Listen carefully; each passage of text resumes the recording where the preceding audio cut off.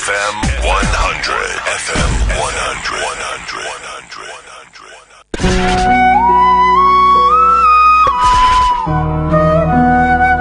FM 100. Karachi, Lahore, Islamabad, Hyderabad, Rahim Yar Khan, Multan, Abbottabad, Gujarat, Jhelum, across Pakistan. This is FM 100. FM 100.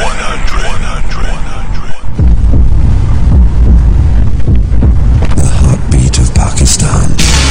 This is FM 100.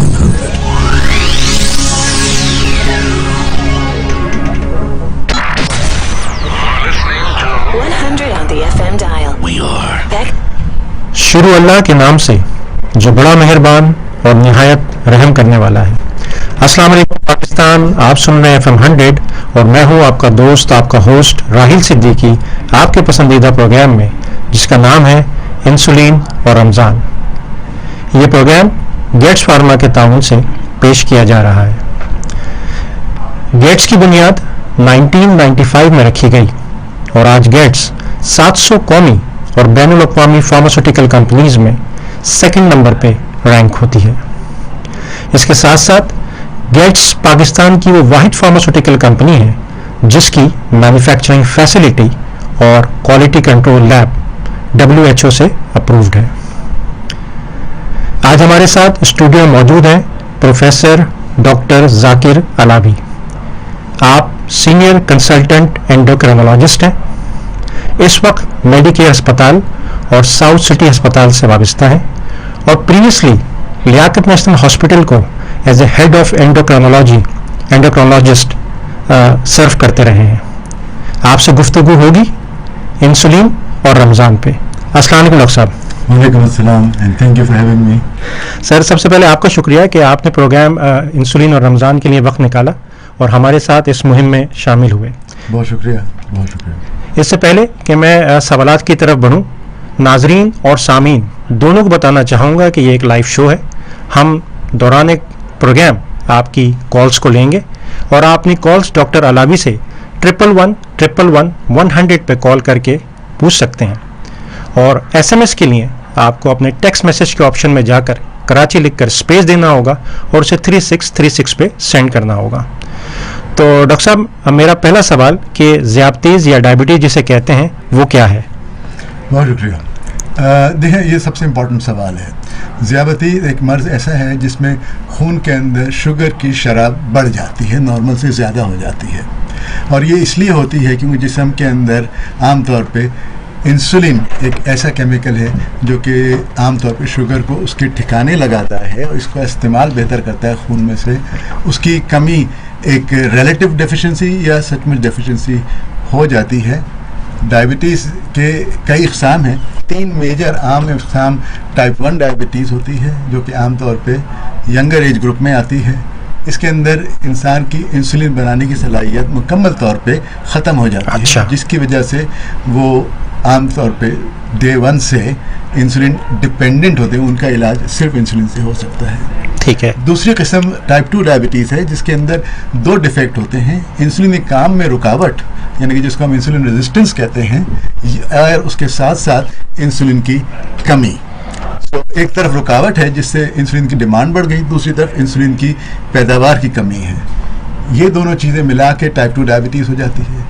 तीसरी किस्म जो common वाली है वो दौरान हमल डायबिटीज़ हो जाना, वो तीसरी किस्म है। इसके अलावा कुछ और छोटी इक़साम हैं। पाकिस्तान में तकरीबन 95% अफराद को टाइप 2 डायबिटीज़ है जो कि ज़रा बड़ी उम्र में आती है। ठीक है। बढ़ती भी उम्र में आती है। आम तौर पे, हमेशा नहीं लेकिन आम तौर पे ज़्यादा वज़न से उसका ताल्लुक़ रहता है। मोटे अफराद, भारी अफरादों को ज़्यादा ख़तरा है। जिनकी फैमिली हिस्ट्री होती है डायबिटीज़ को, उनको ज़्यादा ख़तरा है। और ये एक ऐसा मर्ज़ है जो कि अगर वक्त पे सही तरह से इलाज करके शुगर को कंट्रोल ना करा गया तो आगे जाके कई पेचीदगियों पे जाके ख़त्म होता है। ठीक है। एंड असल इलाज का मकसद यही है कि इन पेचीदगियों से बचा जाए। तो डॉक्टर साहब, हमने आपसे जाना कि शुगर का अपनी मिकदार से बढ़ जाना या कम हो जाना ज़ियाबतीस की शिकायत की तरफ इशारा करता है। हम जानना चाहेंगे डॉक्टर साहब कि जब शुगर बढ़ जाती है तो क्या अलामात ज़ाहिर होती हैं, और अगर जब शुगर कम हो जाती है तो पेशेंट किन अलामात से असरअंदाज होता है? जी, शुगर आम तौर पे जब थोड़ी बड़ी हुई होती है तो उसकी अपनी डायरेक्टली कोई ख़ास अलामत नहीं होती। अच्छा। ये तो सिर्फ जब बेतहाशा बड़ी रहती है तो उसकी अलामतें आती हैं, जो कि पेशाब का ज़्यादा आना, प्यास ज़्यादा लगना, भूख लगना, ज़्यादा खाने को जी चाहना हर वक्त, और वज़न तेज़ी से गिरना। ये आम तौर पे अलामतें होती हैं बड़ी हुई शुगर की। ठीक है डॉक्टर साहब। शुगर कम हो जाना आम तौर पे अगर कोई दूसरा मर्ज नहीं है तो एक नॉर्मल इंसान की शुगर कम, नॉर्मल से कम नहीं होती। ये सिर्फ जब कम होती है कि या तो ऐसी अद्वियात इस्तेमाल करी जा रही हैं जिससे शुगर गिर रही है और वो नॉर्मल से ज़्यादा गिर गई।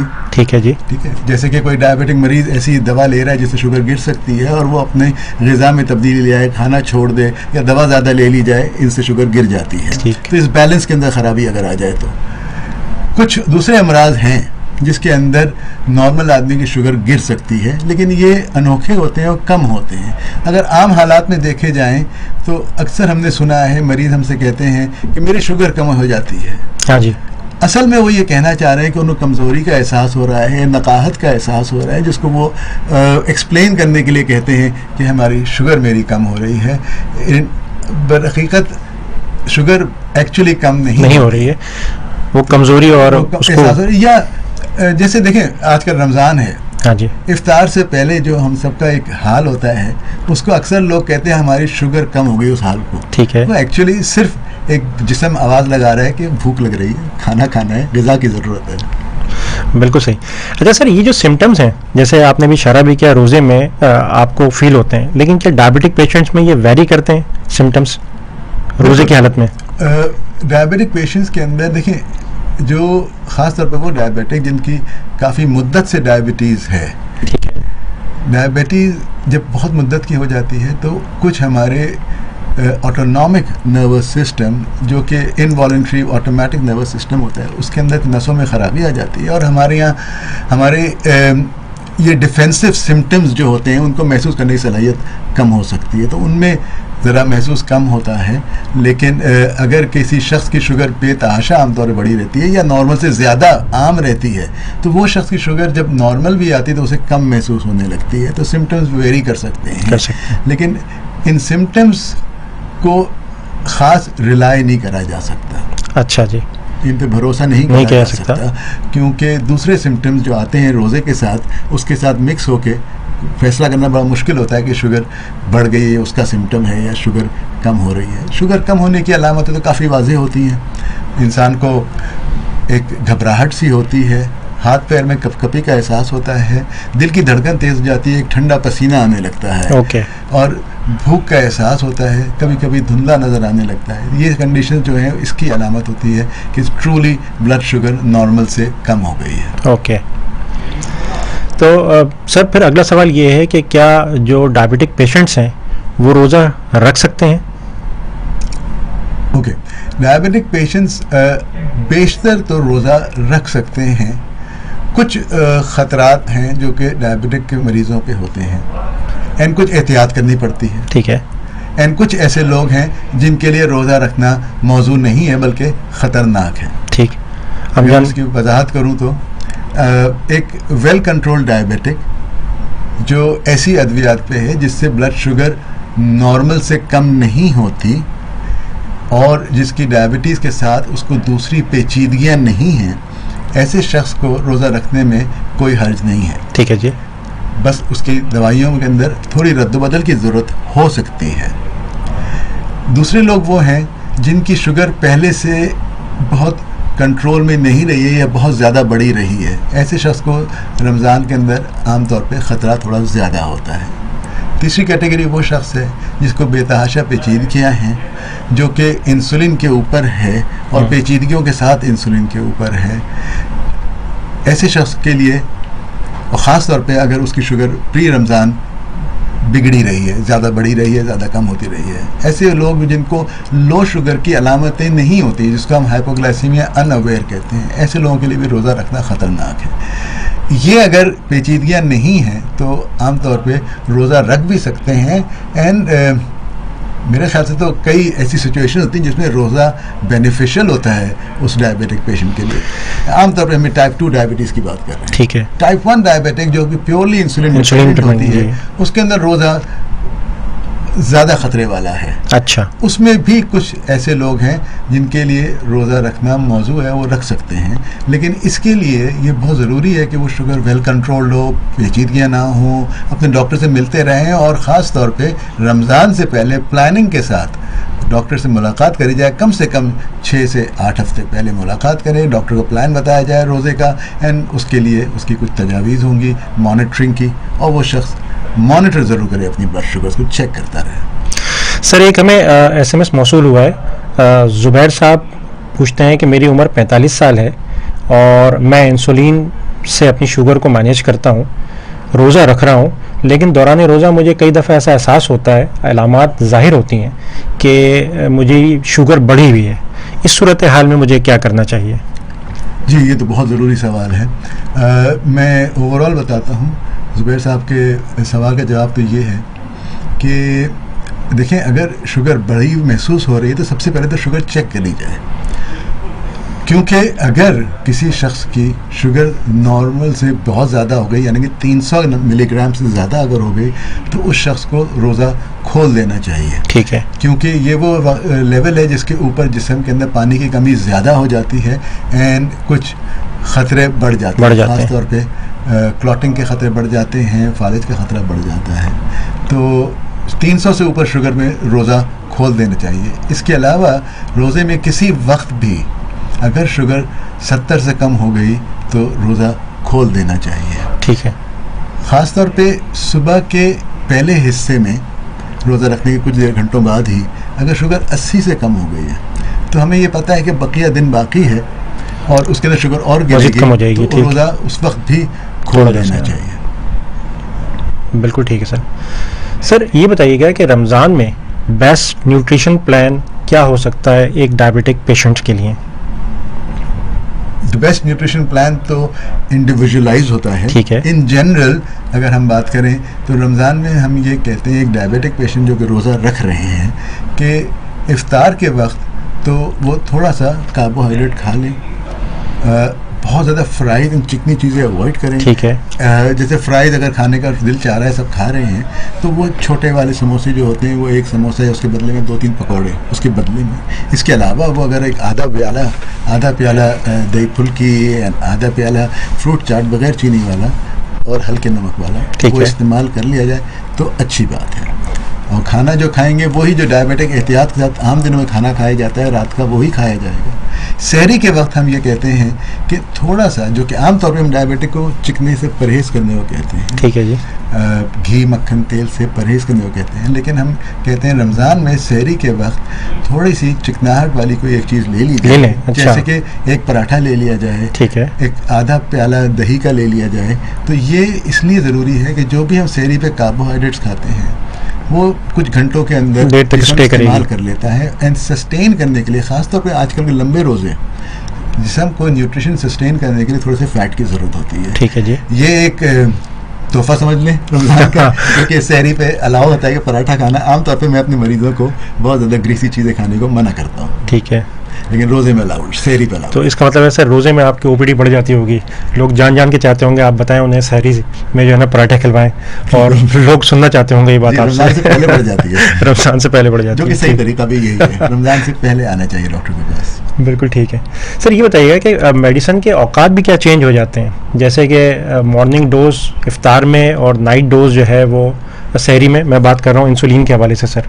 जी हाँ, बिल्कुल, ये तो बहुत ज़रूरी है कि जो pre Ramzan well control diabetic का जो इंसुलिन लेवल्स, वो शुगर कंट्रोल करने के लिए जो इंसुलिन अमाउंट यूज़ कर रहा होता है, उसमें रद्दबदल ये होती है कि वो इफ्तार के वक्त अपना मॉर्निंग डोज लेते हैं। ठीक है। और सहरी के वक्त डिनर टाइम का डोज उसमें से तकरीबन 25 से 30% आमतौर पर रिड्यूस करके और कभी कभी 50% भी रिड्यूस करके सहरी पे दिया जाता है। अगेन ये एक इंडिविजुअलाइज्ड है, जो एक डॉक्टर अपने पेशेंट की बॉडी से वाकिफ़ होता है कि वो किस तरह से उसकी इंसुलिन बिहेव करती है उस शख्स पे, एंड उसके हिसाब से उसकी एडजस्टमेंट कर देता है। लेकिन आमतौर पे डिनर का डोज सहरी पे विद 25 to 30% रिडक्शन। सर हमारे साथ SMS पे मौजूद हैं मिसेस कौसर, कहती हैं कि जी मैं डायबिटिक हूँ और पूछना ये चाहती हूँ कि रमज़ान में क्या इंसुलिन बेहतर तौर पे शुगर को कंट्रोल करती है या ओरल मेडिसिन ही अपने तौर पर बेहतर काम कर रही होती हैं? देखिए, ऐसा कोई कंपटीशन नहीं है इनके बीच में। जो शख्स ओरल मेडिकेशन पे वेल कंट्रोल्ड है वो शख्स रमज़ान में भी ओरल मेडिकेशन पे ही रहे। ऐसा ज़रूरी नहीं है। मेरे ख्याल से पूछना ये चाह रही है कि क्या गोलियों को बंद करके इंसुलिन इस्तेमाल करा जाए तो बेहतर है रोज़े के लिए? बेहतर बदतर की बात नहीं है। जिसके लिए जो मौजू है, जिसके लिए इंसुलिन की ज़रूरत है, वो अपना इंसुलिन कंटिन्यू करेगा, और जो गोलियों पे वेल कंट्रोल्ड है वो गोलियों पे ही कंट्रोल रहेगा। एडजस्टमेंट इन द डोज रहेगी उसके अंदर भी, उन गोलियों के अंदर भी यही आमतौर पे हमारा प्रिस्क्रिप्शन होता है कि जो आमतौर पे सुबह की दवाइयाँ जो होती हैं वो रमज़ान में इफ्तार पे खा ली जाए, एंड रात के डोज की दवाइयाँ सहरी पे। कुछ अद्वियात ऐसी हैं शुगर कंट्रोल की जिसमें कोई ख़ास फ़र्क नहीं पड़ता, डोज एडजस्टमेंट की ज़रूरत नहीं होती। सहरी पे अगर जो डोज डिनर टाइम वाला ले जाता है, कुछ दवाइयों में उसमें रिडक्शन की या कमी की ज़रूरत होती है। सिर्फ सहरी में सर? सिर्फ सहरी। ओके, ठीक है, ताकि ये क्योंकि आपकी न्यूट्रिशनल जो इनटेक है वो कम हो जाता है, तो आगे बहुत प्रोलॉन्ग फास्ट होता है। देखिए, आमतौर पे हम डिनर करके सुबह नाश्ता करते हैं, बिल्कुल रात भर का रोज़ा होता है हमारा आम दिनों में। ये रोज़ा इतना लंबा नहीं होता, आमतौर पर 10 घंटे का होता है, 12 घंटे का होता है। सही। आजकल रमज़ान में रोज़े बहुत लंबे हैं, 15-16 घंटे हो जाते हैं खानों के बीच के अंदर। तो इसलिए हमें उस एडजस्टमेंट करनी है। तो प्री डिनर डोज एट सहरी, लेकिन थोड़ी रिडक्शन के साथ। सर अगला सवाल ये है कि क्या रोज़े की हालत में इंसुलिन लगाई जा सकती है? जी हाँ, जहाँ तक मेरी मालूमात है मुफ्ती हज़रात ने कहा है कि इंसुलिन का टीका रोज़े की हालत में लगाया जा सकता है। जी, ये सर कैसे पता लगेगा कि ये टीका ले लेना चाहिए, इस वक्त ज़रूरत है? यानी कि देखिए, अगेन इसका कोई स्ट्रेट फॉरवर्ड आंसर नहीं है। ये हो नहीं सकता। ये डायबिटिक की मैनेजमेंट में, चाहे वो इंसुलिन हो गोलियां हो, एक इंडिविजुअलाइज होता है, एक शख्स की पर्टिकुलर अपनी रिक्वायरमेंट होती है, उसके हिसाब से होता है। ठीक है। आमतौर पे ज़रूरत नहीं पड़ती, एंड आम प्रैक्टिस में अगर देखा जाए तो बहुत कम सिचुएशंस ऐसी हैं जिसमें रोज़े के दौरान इंसुलिन लेने की ज़रूरत पड़ती है। ओके। देखिए, कुछ लोग ये कहते हैं कि जैसे मैंने कहा आपसे कि अगर शुगर 300 से ऊपर है, 350 या 400 शुगर किसी की आ गई, तो हम रोज़ा ना खोलें, इंसुलिन लगा लें। ठीक। लेकिन ऐसे 2-3 मसले हैं। हाँ जी। हम पहली बात तो ये कि 350 शुगर पर रोज़ा खोलने को क्यों कह रहे हैं? इसलिए कह रहे हैं कि या तो कोई मसला हुआ है, इंसुलिन मिस हुआ है, दवा मिस हुई है, या उसकी वजह कोई और है, जिस्म के अंदर कोई इन्फेक्शन आ गया, कोई वजह है जिसकी वजह से शुगर बढ़ रही है। तीसरी बात यह है कि जब शुगर बढ़ी रहती है और 350 तक पहुंची है, इस दौरान जिस्म के अंदर ऑलरेडी पानी की कमी तो हो गई है, तो मैं इंसुलिन तो लगा लूंगा, लेकिन उस पानी की कमी को ऐसे पूरी करूंगा। बिल्कुल बिल्कुल ठीक सर। तो इन तमाम पेचीदगियों से बचने के लिए ज़रूरत इस चीज़ की है कि जी अगर आपकी शुगर 300 से ऊपर चली जाती है तो आप रोज़ा खोल दें। सर क्या ये बेहतर नहीं है कि इस चीज़ को आइडेंटिफाई करने के लिए हम वक्तन फ़वक्तन अपनी शुगर टेस्ट भी करते रहें, ताकि वो जो अलामात हमें बहुत देर बाद पता लगें उससे पहले हमें पता लग जाए और हम वक्त को कम करते हुए अपने रोज़े को खोलने और पेचीदगियों से बच जाएं। मेरा इशारा सर वो ब्लड शुगर की तरफ है कि रोज़ा रखने के बाद कितनी दफ़ा और किन किन औकात में ब्लड शुगर टेस्ट होना चाहिए। नहीं, ये बात हुई ना, ये असल बात है जिस पर मैं आना चाह रहा था मैं, शुगर टेस्ट, और इसका ताल्लुक पिछले सवाल से भी है सर। तो शुगर टेस्ट करनी चाहिए इफ्तार से पहले। ठीक है जी। इफ्तार खाने से पहले, इफ्तार खाने के 2 घंटे बाद, सुबह सहरी से पहले, और सहरी के 2 से 3 घंटे बाद, यानी जब सुबह सो के उठे उस वक्त, और दिन के अंदर किसी वक्त भी जिस वक्त तबीयत ख़राब हो रही हो, या किसी शख्स को पता है उसकी शुगर ब्रिटल रहती है, ऊंची नीची करती रहती है, तो उसको भी चेक करना है। ये ख़ास तौर पे ज़्यादा ज़रूरी है आम दिनों में, शुरू के रोज़ों में, ताकि अपना पैटर्न शुगर का देखते हुए दवाइयों के अंदर एडजस्टमेंट करते हैं। ये वो सिचुएशन है जिसके अंदर राइजिंग शुगर नज़र आ रही है, लेकिन अभी तक क्रिटिकल लेवल या वेरी हाई लेवल से पहुंची नहीं है। एंड एक शख्स को उसकी शुगर्स का बिहेवियर पता है, वो उसके डॉक्टर से डिस्कस कर चुका है, एंड इस सिचुएशन में रोज़े के दौरान कभी थोड़ा सा इंसुलिन लगाने की ज़रूरत पड़ती है, तो avoid the sugar from getting up so high. लेकिन ये बहुत ही इंडिविजुअलाइज, बहुत रेयर, अनकॉमन ओकेजन है, यानी डॉक्टर की मर्जी और मशवरे के बगैर कभी नहीं करना चाहिए। ठीक है सर, एक SMS में मौसूल हुआ है, अपना नाम सुमेरा बताती हैं और कह रही हैं कि रमज़ान के मंथ में कौन से डायबिटिक पेशेंट्स ज़्यादा रिस्क पे हैं। हमने डॉक्टर साहब को सुना टाइप 1 और टाइप 2 डायबिटीज़ के हवाले से। मैं टाइप 2 डायबिटीज़ हूँ, पूछना ही चाहती हूँ ज़्यादा रिस्क पे कौन है, टाइप 1 या टाइप 2?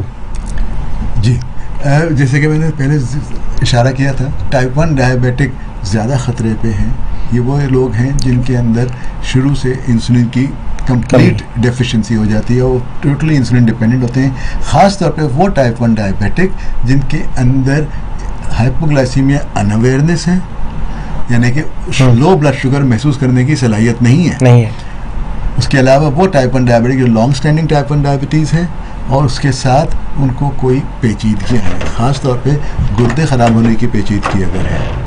इसी तरह से टाइप 2 डायबिटिक टाइप 1 से कम रिस्की है, लेकिन उसके अलावा अगर टाइप 2 डायबिटिक विद कॉम्प्लिकेशंस है, लॉन्ग स्टैंडिंग है, अगर उनकी शुगर ब्रिटल है, जिसे हम कहते हैं घड़ी घड़ी अनएक्सप्लेन अनप्रेडिक्टिवली ऊंची नीचे हो जाती है, ऐसे लोग के लिए ख़तरा है रोज़ा रखने पे। ख़ास तौर पे वो टाइप 2 डायबिटिक जो इंसुलिन पे हैं और या ऐसी अद्वियात पे हैं जो जिस्म में इंसुलिन की पैदावार बढ़ाती हैं। ठीक है। अच्छा डॉक्टर साहब, कुछ मरीजों को देखा है जो कि इंसुलिन पे भी होते हैं और ओरल मेडिकेशन के भी साथ होते हैं। जी हाँ। तो अब जबकि वो रोज़ा रख रहे हैं तो उनकी डोज दोनों ही एडजस्ट होंगी, यानी इंसुलिन में भी आपको फ़र्क लाना पड़ेगा, ओरल में भी, या सिर्फ इंसुलिन में? जी, ये तो बहुत कॉमन है टाइप 2 डायबिटिक के अंदर, इंसुलिन पे भी होते हैं और गोलियों पे भी होते हैं। इंसुलिन के अंदर एडजस्टमेंट करनी होती है, 2-3 तरह से इंसुलिन दिया जाता है। किसी को मल्टीपल डोजेज होते हैं, ठीक है। किसी के अंदर दिन में 1 दफ़ा का डोज होता है और किसी के शख्स को दिन में 2 दफ़ा का डोज होता है। तो इंसुलिन के डोज जो 2 दफ़ा ले रहे हैं वो सहरी वाले डोज में लोअर डोज करके लेते हैं, यूनिट्स कम करेंगे। जो मल्टीपल इंजेक्शंस पे, जिसमें एक वो लॉन्ग एक्टिंग इंजेक्शन लेते हैं और हर मील के साथ शॉर्ट एक्टिंग इंजेक्शन लेते हैं। ठीक है जी। उसके अंदर आमतौर पे लॉन्ग एक्टिंग इंजेक्शन के अंदर एडजस्टमेंट की ज़रूरत होती है, एंड डाउनवर्ड एडजस्टमेंट करनी होती है सहरी वाले शॉर्ट एक्टिंग के अंदर, वो भी ज़रा सी। बट आम तौर पे क्योंकि इफ्तारी ज़रा हैवी हो जाती है तो अपवर्ड एडजस्टमेंट करनी पड़ती है इफ्तारी एंड डिनर वाले डोज के अंदर।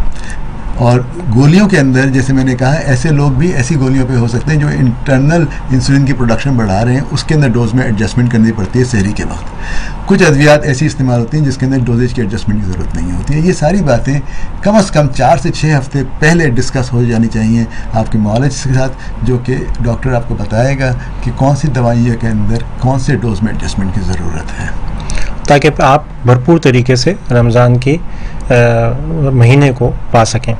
सर, अगला सवाल कोविड से रिलेटेड है।